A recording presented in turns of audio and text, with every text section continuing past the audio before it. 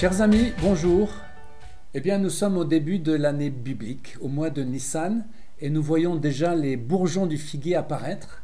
Cela nous rappelle naturellement la parole de Jésus qui parlait du figuier qui allait reverdir et qui parle d'Israël. Et donc, naturellement, nous allons parler de Juda et Éphraïm, Israël et l'Église. Et pour cela, lisons le psaume 60. Dieu a dit dans sa sainteté: je triompherai, je partagerai Sichem, je mesurerai la vallée de Sukkot. À moi Galaad, à moi Manassé. Éphraïm est le rempart de ma tête, et Juda est mon sceptre. Éphraïm est le rempart de ma tête, et Juda mon sceptre. Notons qu'on trouve le même passage dans le psaume 108. Donc, Éphraïm, c'est la forteresse, le refuge, tandis que Juda, c'est le sceptre royal. Alors, allons à Genèse 49. Avec Deutéronome 33, ce sont les deux passages prophétiques, les paroles de Moïse pour Genèse et les paroles de Jacob pour Deutéronome. Et nous voyons là deux sources d'informations intéressantes, importantes, pour l'aspect prophétique de chaque tribu. Concernant Juda, c'est clairement mentionné. Le sceptre ne s'éloignera pas de Juda jusqu'à ce que vienne le Shilo, le Messie, et que les peuples lui obéissent. Par contre, Joseph, il est le berger, le rocher d'Israël. Il est même le prince parmi les frères. Mais le prince en hébreu, c'est Nazir, d'où le mot naziréen. Et donc, nous savons que dans la pensée juive, Joseph est le tzaddik, il est le juste par excellence parce qu'il a résisté au péché. Juda, nous voyons dans 1 Chronique 5.2, dans la généalogie, qu'il est le prince qui sort de cette tribu, selon la version d'Arbi.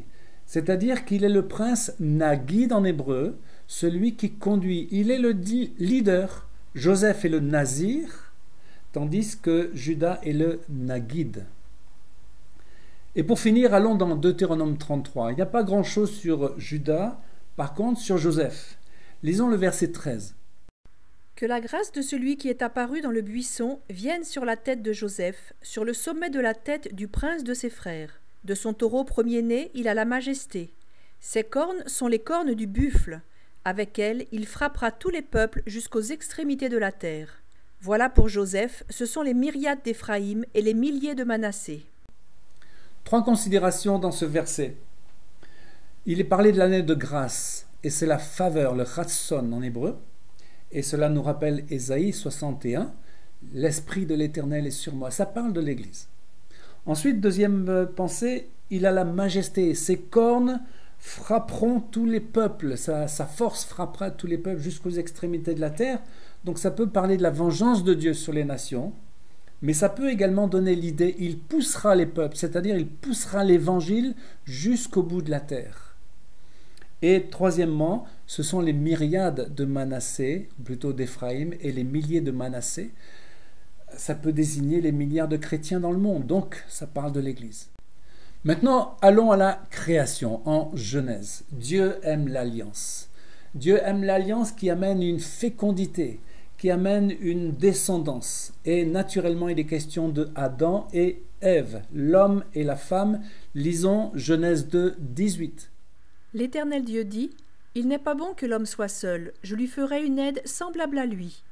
L'Éternel Dieu forma une femme de la côte qu'il avait prise de l'homme, et il l'amena vers l'homme.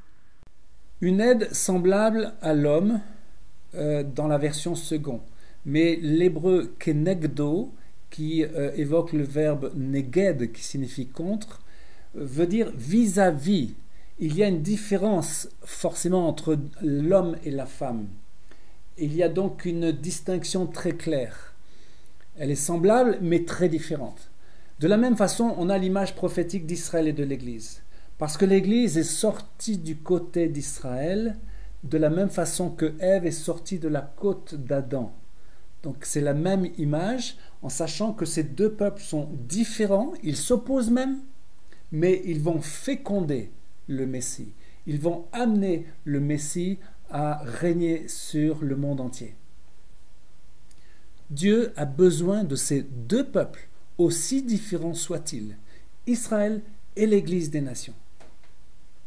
Et pour illustrer ces propos, Allons à une merveilleuse petite histoire, une perle entre deux pages d'histoire. Je veux parler de Ruth et Boz.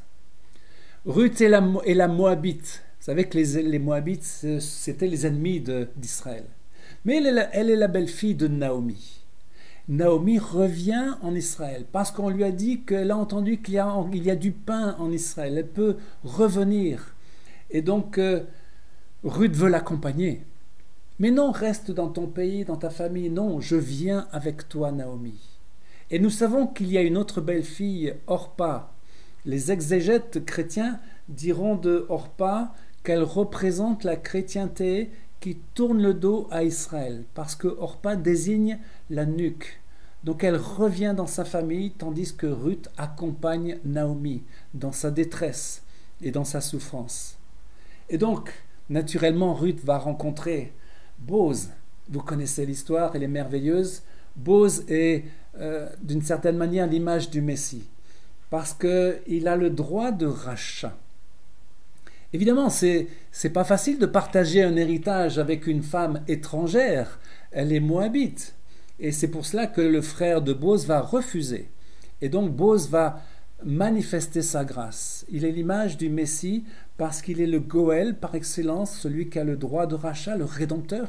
Et il fait grâce. De cette union de ces deux personnages va naître le roi David. Ruth est la bisaïeule de David. Et pour finir cette histoire, lisons le verset 16, chapitre 1 de Ruth, qui est magnifique. Ruth répondit, « Ne me presse pas de te laisser, de retourner loin de toi. Où tu iras, j'irai, où tu demeureras, je demeurerai. Ton peuple sera mon peuple et ton Dieu sera mon Dieu. Où tu mourras, je mourrai. » Alors maintenant, allons plus loin.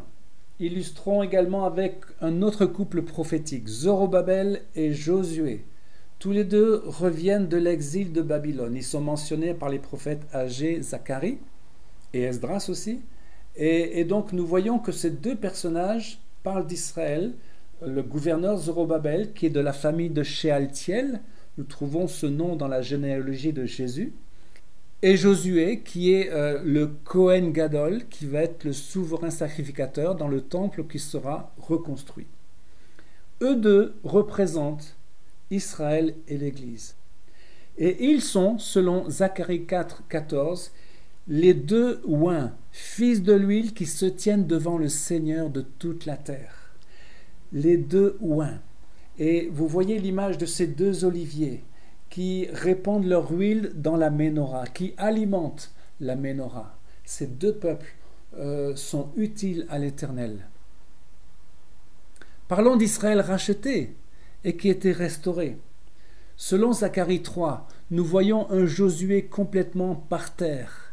Il est dépouillé de ses vêtements, ses vêtements sont sales, et Dieu le rétablit, le relève. Lisons ce magnifique verset 2. Il me fit voir Josué, le souverain sacrificateur, debout devant l'ange de l'Éternel, et Satan qui se tenait à sa droite pour l'accuser. L'Éternel dit à Satan, « Que l'Éternel te réprime, Satan, que l'Éternel te réprime, lui qui a choisi Jérusalem. N'est-ce pas là un tison arraché du feu ?» N'est-ce pas là un tison arraché du feu?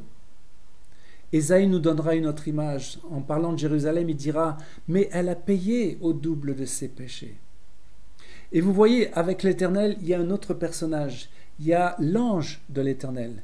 Et je crois véritablement que c'est Jésus, avant sa venue sur la terre.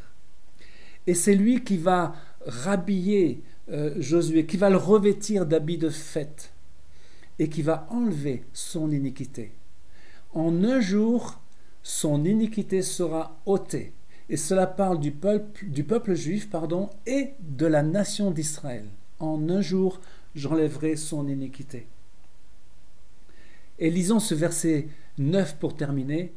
Voici, je ferai venir mon serviteur le germe, car voici, pour ce qui est de la pierre que j'ai placée devant Josué, il y a 7 yeux sur cette seule pierre.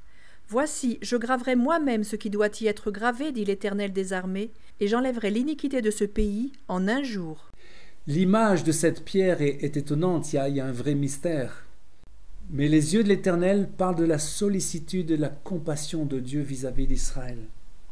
Parce que la pierre peut désigner également la pierre d'angle, qui parle du 3e temple. Et nous savons que ce lieu sera le siège du gouvernement mondial de Dieu à Jérusalem. Donc, je dirais, les amis, ensemble, juifs et chrétiens, soyons unis dans l'attente de ce Messie glorieux. Amen. Chers amis, à une prochaine fois pour une nouvelle vidéo en direct de Jérusalem.